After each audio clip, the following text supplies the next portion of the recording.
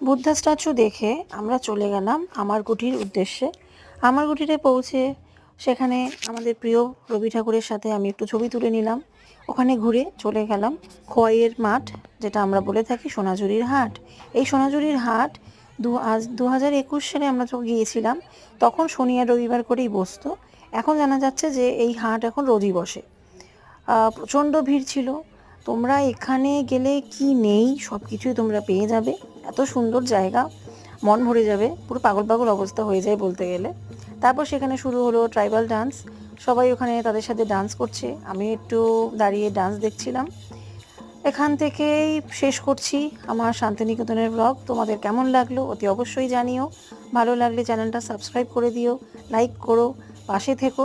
Campus তোমাদের ঘুরে দেখাতে পারলাম না, কারণ এই সময় যেহেতু কোভিডের পরে পরেই আমরা গেছিলাম, 2021-এ গিয়েছিলাম, তাই ক্যাম্পাস বন্ধ ছিল।